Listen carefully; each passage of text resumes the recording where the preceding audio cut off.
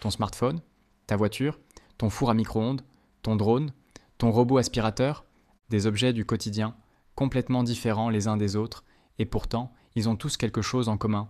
Ces appareils ont tous un point commun, un tout petit composant, discret, souvent invisible, qui contrôle absolument tout.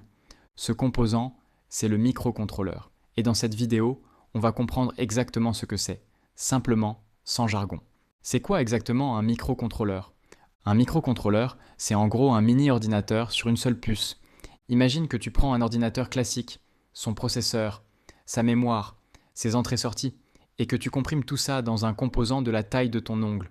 Juste un ongle. C'est vraiment ça la taille dont on parle. Parfois même plus petit.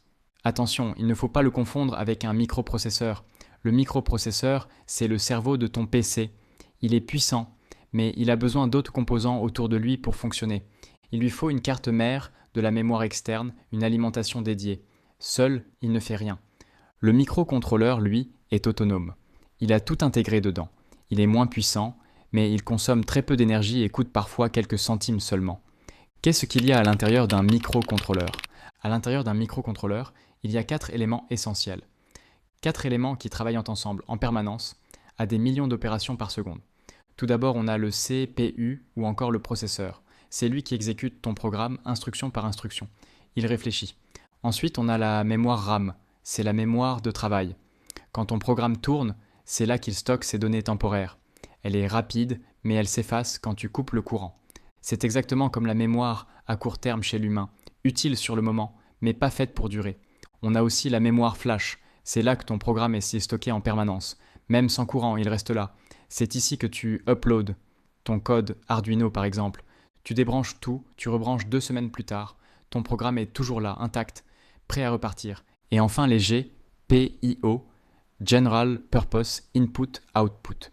Ce sont les broches, les pattes du chip. Elles permettent au microcontrôleur de communiquer avec le monde extérieur.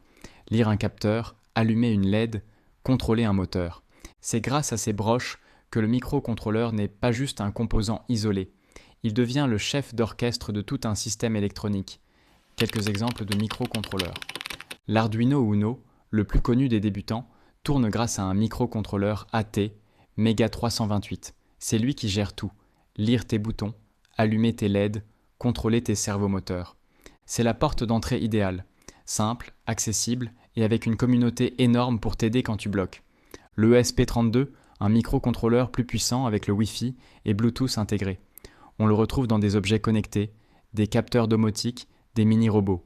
Autrement dit, si tu veux que ton projet parle à Internet ou à ton téléphone, le ESP32 est souvent le bon choix. Le STM32, utilisé dans l'industrie, les drones, les systèmes embarqués professionnels, beaucoup plus rapide mais aussi plus complexe à programmer. Les microcontrôleurs sont partout, dans les airbags de ta voiture, dans ton clavier, dans ta machine à laver, dans les appareils médicaux, dans les satellites. On estime qu'il y a plus de 20 milliards de microcontrôleurs en circulation dans le monde aujourd'hui. Donc pour résumer, un microcontrôleur, c'est un mini-ordinateur autonome sur une seule puce. Il contient un processeur, de la mémoire et des broches pour interagir avec le monde réel. Il est moins puissant qu'un PC, mais il consomme presque rien, coûte peu, et on peut le programmer pour faire exactement ce qu'on veut. Et c'est justement ça qui le rend si puissant. Pas sa vitesse, mais sa polyvalence et sa simplicité d'utilisation. Si tu veux te lancer concrètement avec un microcontrôleur, le meilleur point de départ reste l'Arduino. Et si vous voulez une vidéo pour mieux débuter avec l'Arduino, dites-le en commentaire. Si cette vidéo t'a aidé à y voir plus clair, laisse un like, ça aide vraiment la chaîne à grandir. Et abonne-toi à Robotech pour ne pas rater la suite.